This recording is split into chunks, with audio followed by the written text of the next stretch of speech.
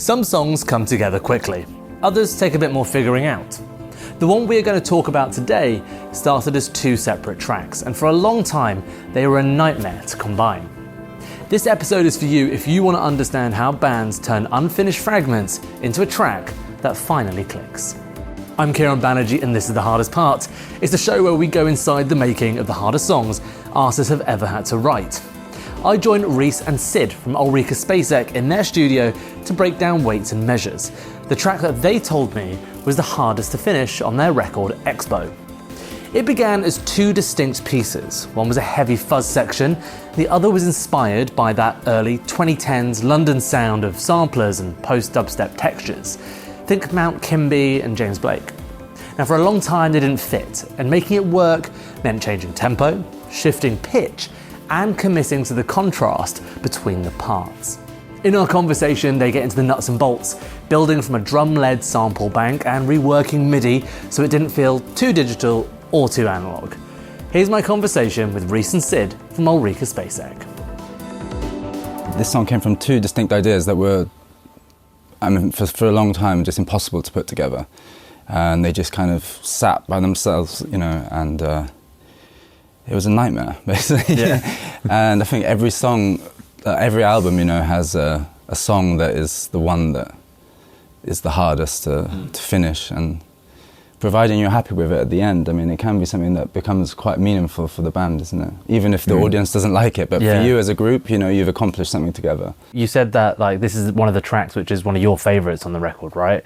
But Very one much so. that you're a bit concerned that maybe fans won't connect with it in the same way? I wouldn't be surprised if people don't like it. Yeah. Why is that? It just sounds pretty fresh for us. Something, I think it draws on different influences.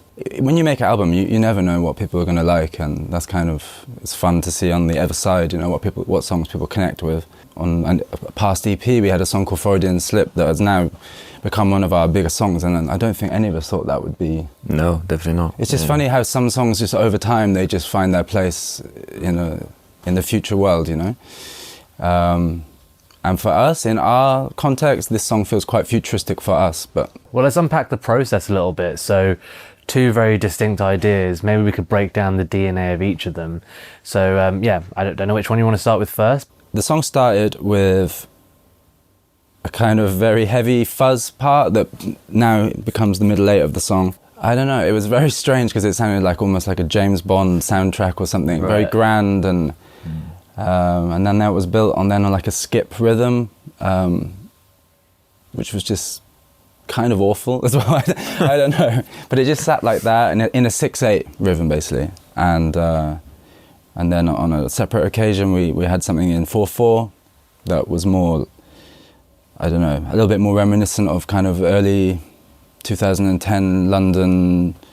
I don't know, people called it post-dubstep, but Mount Kimby and James Blake sort of. Okay. Lots of samplers and stuff. We had to do a bit of maths to figure out that, 6/8 and 4/4, things do work on top of each other. It just sort of syncopates. But to do that, we had to change tempos, we had to change pitch to make it into one song, and it was just a moment when we kind of eventually put it together, and it felt weird and wrong, but also very right, and that's the moment we knew we were kind of on a home straight. Tell me a little bit about your writing process and your creative process when you're in the studio. These two ideas, do you do all the songwriting together? Is it two people or a section of people bringing different ideas into the room? How do you work on tracks? Like I said, we've always worked quite collage-y, and on this album we went one step further in the sense that we made a sample bank. So, I live in Stockholm, these guys in London, so we're not really in the room jamming, and we've never really been a jam band, to be honest. Yeah. I think Callum was great, wasn't he, in the sense of forcing us to contribute little snippets. Yeah, so Callum, the drummer, spent 2 or 3 sessions just by himself to just record loads of drum bits, drum ideas that he had, and put it all in a folder for us all to kind of start working on ideas. And it was very inspiring. A lot of them were very inspiring. That really helped us to kind of start from drums, really, weirdly enough, right? that's always been the case. In the sense, all the albums, I mean, from my personal opinion, like I feel like I'm a drummer at heart. You know, the first instrument I ever, or when I listened to music when I was a kid, it was like the drums. And Yeah. so on past albums, we would like write to a drum beat, but it would often be like a 4/4, I don't know, like omnichord drum machine or something.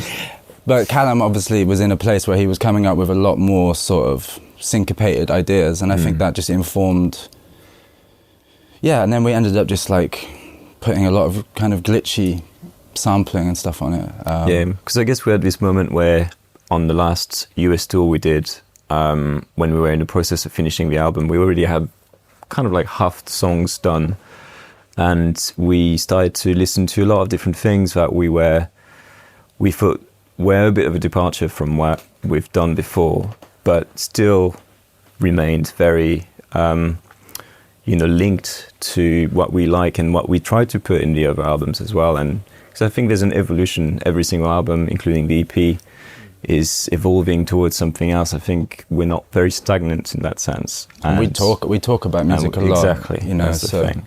And there was a bit of a moment where we all kind of came to the realization that we all liked a certain type of electronic music, or more like experimental process or production techniques. Yeah. And I think Weight and Measures is probably the one that shows that the most out of all of them. It wasn't that we loved the song from the start, actually. It was probably one of the more talk Exactly. points, you know? Yeah.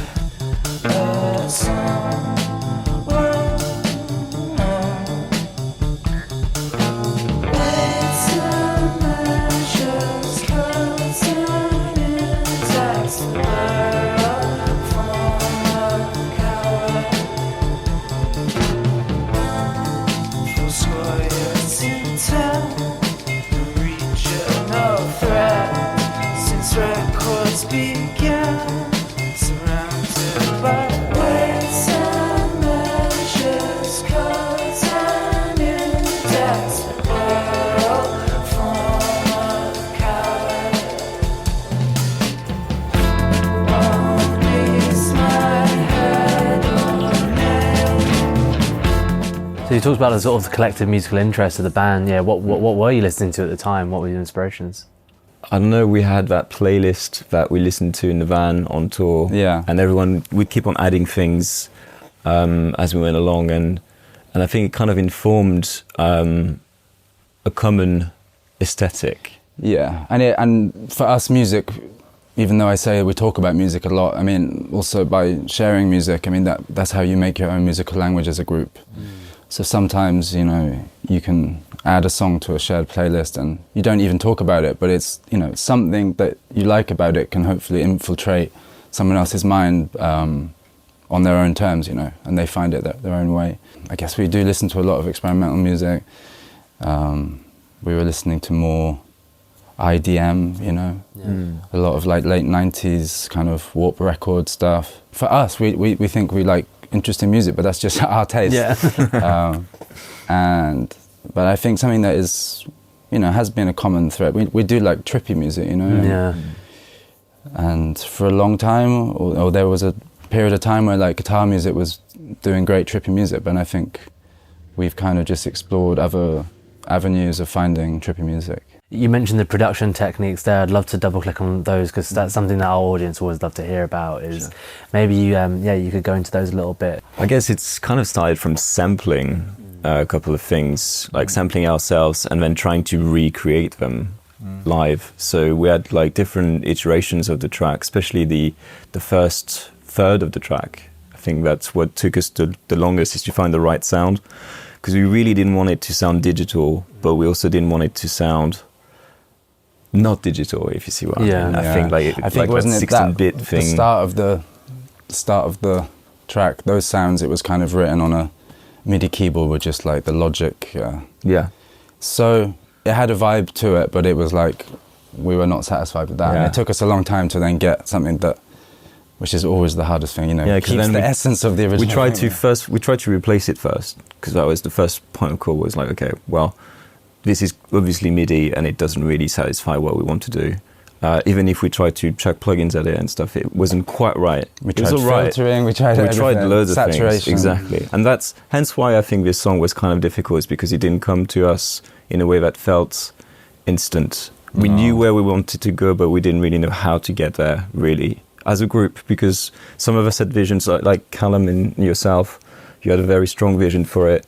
And when it came for me to like try and put some bits on it, I was like, I'm not quite sure how to contribute to it. Yeah. I can kind of see where we can take this, but I also didn't know how to take it there. Yeah. And so then we tried to, going back onto that intro sound, we tried to just completely get rid of the MIDI file and recreate it with analog synthesizers and stuff. But that then took it into a place that wasn't quite where the song was. Yeah. It was a bit too analog. It was lacking that directness that you get from digital emulations and things like that. So then we ended up doing a blend of it. And I think you might have sampled something. You might have sampled something and then played that back. On some sample pack, I basically wanted this kind of, I don't even know what you would call them, but like the kind of autotune-y sample pad, like 90s sort of thing. And then we layered that with like the OB6, so Joe playing it. So I'm doing the sample pads, Joe's doing the keyboard and stuff. So there's many layers of that. And then we ended up doing saturation. But I feel it's like this song, whether it's good or whether anyone likes it, I mean, for us, it was definitely kind of at the limit of our expertise, if you know what I mean, at the moment. Like we really were, pushing ourselves. Yeah, for instance, with Callum with the drum beat, for instance, it's like, we had the drum beat, but then when it came back to him, because, things go back and forth all the time, it's the same drum beat, but rather than starting on the 1, the drum's starting on the 2. So it's like everything was kind of interlocking, but in a weird way. And I can see why, sometimes when you hadn't made a contribution yet, like how it was hard to jump in there. Yeah. We had this moment where I feel like we were trying to kind of make it fit within the album, in the sense that we had a certain frame within which we were working. So it being the OB6 or like electric bass or things like that. And in the end, for instance, I think things unlocked when we decided to go with double bass rather than electric bass. Where it's like a bit of a nod to like a brown paper bag or things like that, when we're like, okay, that kind of makes sense. It kind of fits into this, but it's more of a nod rather than like try and replicate something. And that took quite a lot of, I think it's more about thinking about the song rather than try to chuck things at the song. And that's why that one took a bit longer, I think, for us all to find a place for it. Because it required us to think about it way more rather than be quite instinctive with it.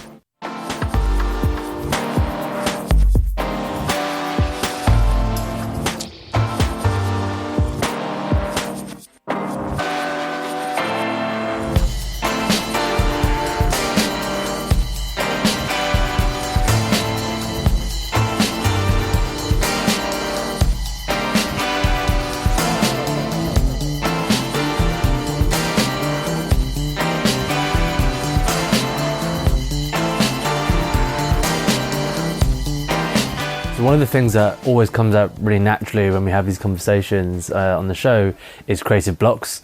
It's often like creeps its way into a lot of the stories of why a song has been so hard to complete or get over the finish line. I'd really love to know how you as songwriters and as a band approach those times when things aren't flowing so well. I mean, it's very boring to say, but like sometimes just go into the projects and bounce, just be in the project, just like clean your project, like, and it's funny, like how if you commit, all the tracks. You just commit 1 hour of like doing some dusting and stuff like that and have no expectations of writing something. I mean, the longer you spend with something, I mean, usually you get rewarded. I think the worst stage you can be in is when you're kind of just contemplating in your mind and you've got a block, but you're not actually trying or doing anything, because then that's when it carries on. I guess also what was interesting with this album in particular is that it was maybe 1 or 2 of us might have writer's block for one song, but then it's 5 minds on it, in the sense that if someone would be blocked with something, someone else might be inspired to do a new part on it or like have a new take on something. and then that would then inspire someone else to get out of their writer's block. If you see what I mean. So that's also where we benefited from having a bit of time in our own spaces, like each and every one of us, because we're all kind of able to do things remotely. Yeah, and also we're in a good place in the sense, like, we're long beyond the days of, here's the drummer, you play drums, bass plays the bass, you know. That idea of the collective mind, I mean, that really is the thing that is our strength, you know. So sometimes it doesn't mean everyone plays on every song, on every moment, you know. As long as you're, you know, we always feel involved as a group, so. Yeah, because especially for that song, you and Callum, if I'm not wrong, you and Callum carried quite a lot of the initial creative input. Well, we had the drums, yeah, to a point where then when we tried to come in the other three, which didn't really happen with any of the other songs, the other three were like, okay, this is great, this is very interesting, but also you took it to a place that was slightly different from what we've been used to. So we had to relearn how to approach, how to bring something to something that was already kind of advanced. And that's also why it was a bit challenging. But for the best, I think it really helped us also to kind of get an idea of how we would want to play things live. And because as Rhys was saying, it's not about who's playing what in the band, it's more like who's bringing what. It doesn't matter which instrument or anything like that. And I think that was part of the challenge with that song, is that you and Callum did a really good job at bringing it quite far. I think, the biggest challenge of the song as well was just getting it off the ground, really. It was just very hard to put those ideas together. I mean, maybe not hard for other people, but hard for, like, I don't know.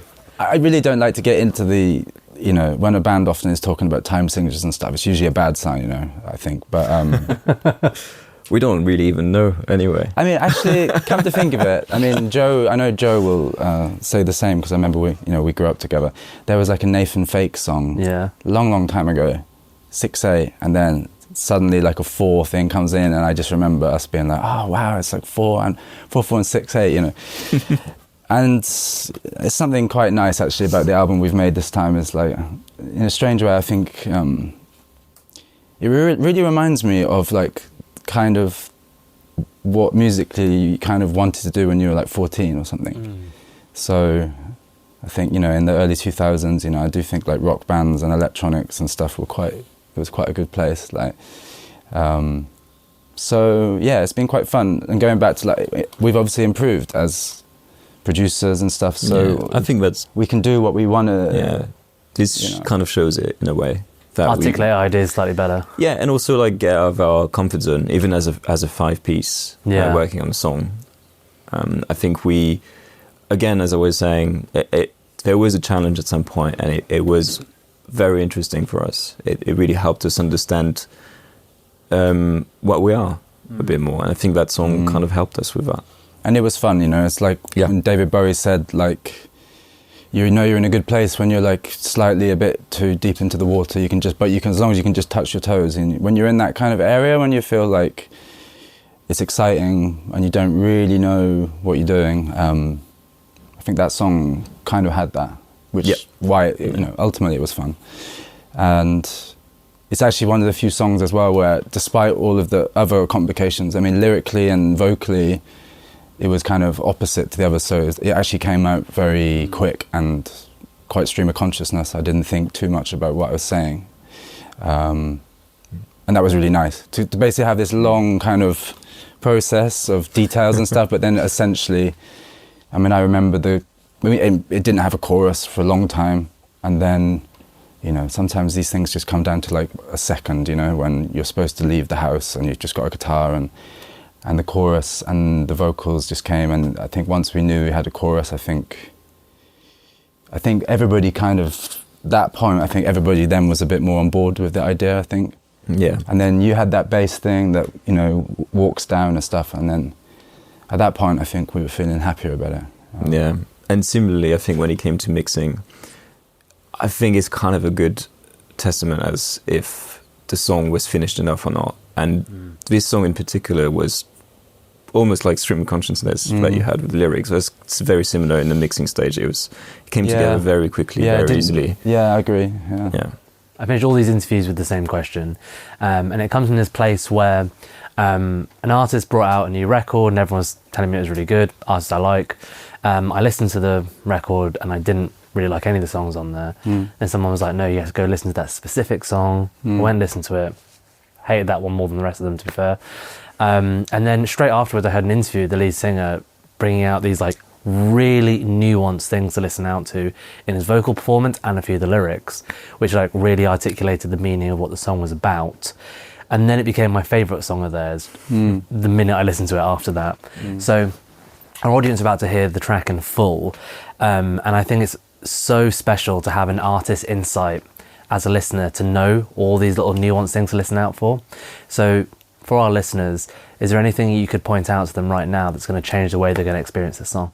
I mean, I can tell a little secret detail in that Joe's son sings a line on it. Right. Okay. I don't think that's going to. I don't think that's what I was going to say. I don't think that's going to change whether you like it or not. But I'd like to think that in all of in our music, we have a lot of Foley sounds and a lot of like hidden ghosts that it sometimes takes repeated listens to hear. Yeah, I was actually going to say that, but there's something else that I personally think really makes the song to me. It's weirdly enough, it's the horn parts that is coming in towards the end of the song. I think it really ties it all together because there's this certain human nature to it. Because it's played very quietly. There's almost a whisper. It sounds a bit apocalyptic, doesn't it? Exactly, yeah. And I think it really helps understanding the song for what it is.